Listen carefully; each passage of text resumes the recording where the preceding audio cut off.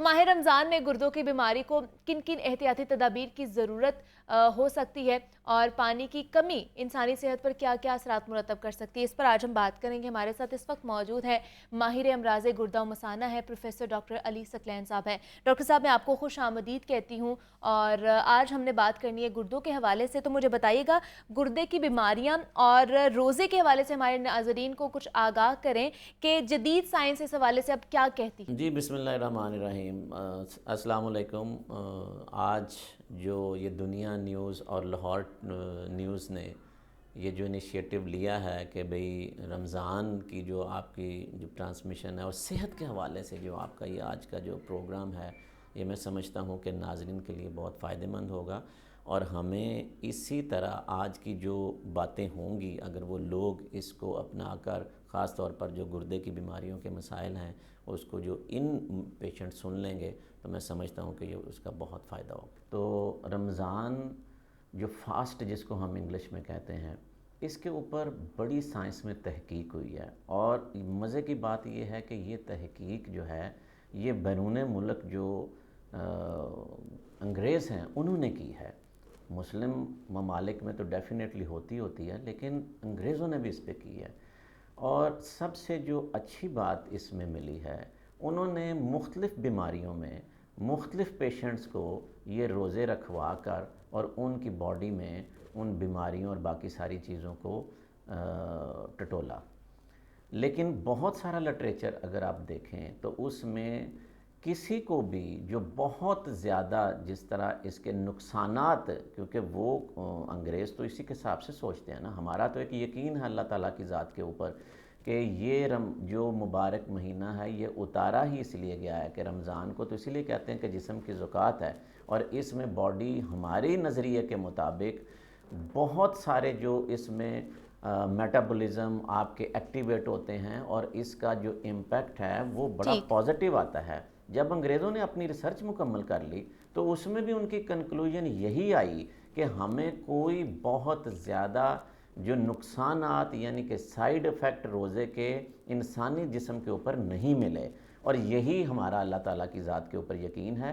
तो आज आगे चलकर इस प्रोग्राम में हम इसी हवाले से बात करेंगे, लेकिन आपके सवाल के मुताबिक जितनी भी जदीद साइंस की रिसर्च रोज़े के ऊपर हो चुकी है, उसमें किसी किस्म की जो नुकसानात या इससे कोई खुदा न खास्ता डेथ्स या कोई और ऐसी चीज़ें कि जो देखना चाह रहे थे वो नहीं मिली, और बल्कि जिन जिन लोगों ने रोज़ा रखा उनके जिस्म में इसके फ़ायदे मिले। मैं आपको बताऊं कि आज जितनी भी मॉडर्न साइंस है, आप ये देखें कि वो आपको क्या एडवाइस कर रही है।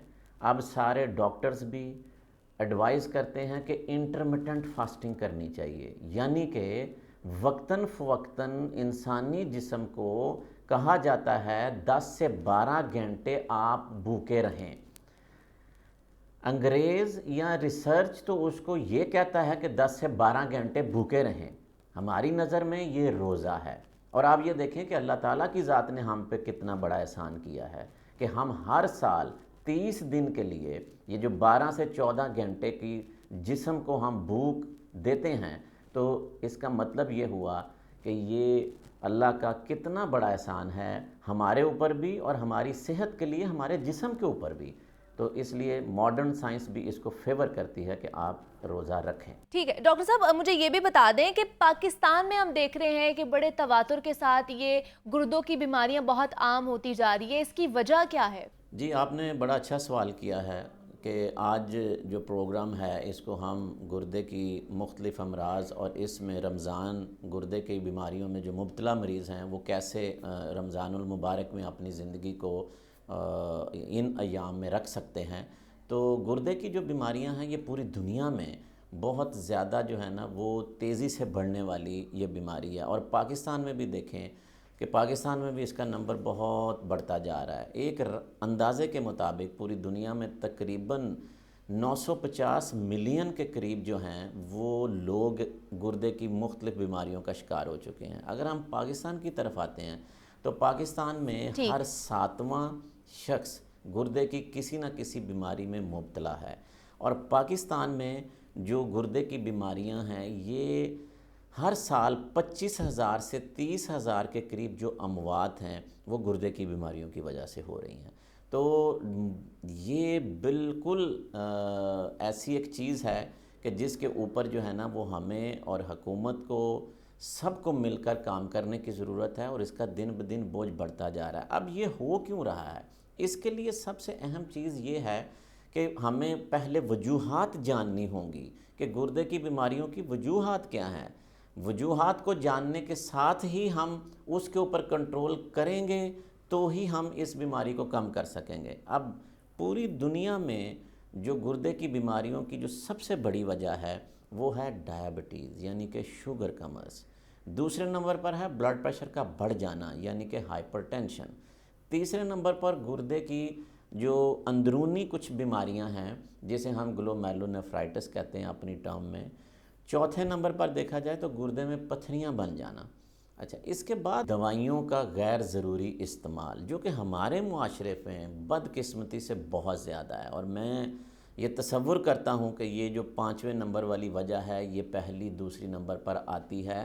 اور خاص طور پر ان دوائیوں میں اگر دیکھا جائے تو جو درد کی دوائیاں ہیں، پین کلرز جو ایک گروپ ہے NSAIDs کا، وہ لوگ بے دریغ استعمال کرتے ہیں کیونکہ ہمارے ہاں پریسکرپشن ڈرگ یعنی کہ نسخے کے اوپر میڈیکل سٹور سے دوائی لینے کا تو ابھی تک کوئی قانون اس کے مطابق عمل پیرا نہیں ہے. تو ہر گھر جو ہے وہ ماشاءاللہ منی میڈیکل سٹور ہے، تو اٹھاتے ہیں اور خود ہی بغیر ڈاکٹر سے کنسلٹ کیے ہوئے ہم پہلا علاج تو گھر میں ہی کرتے ہیں. تو یہ جو دوائیوں کا بے دریغ اور غیر ضروری استعمال ہے یہ بھی گردوں کو متاثر کرتا ہے. اس کے بعد کچھ وراثتی بیماریاں ہیں جس طرح گردے میں رسولیاں تھیلیاں بن جانا، وہ والا عمل ہے. تو یہ مختلف بیماریاں. اب اگر دیکھیں تو وجوہات میں کہ جس طرح میں نے بتایا کہ اگر پہلی دو وجوہات جی دیکھیں کہ شوگر اور بلڈ پریشر ہے، پوری دنیا میں شوگر ہر چوتھا بندہ جو ہے وہ شوگر کی مرض میں مبتلا ہے، اور پاکستان میں بھی ہر چوتھا پانچواں شخص شوگر میں ہے. اگر ہم بلڈ پریشر کو دیکھ لیں، شوگر اور بلڈ پریشر کو ملا لیں نا، تو گردے کی بیماریوں کے جو 60% کے قریب جو مریض ہیں نا وہ ان دو بیماریوں میں صرف مبتلا ہیں. تو یہی دو مین بڑی وجہ ہیں.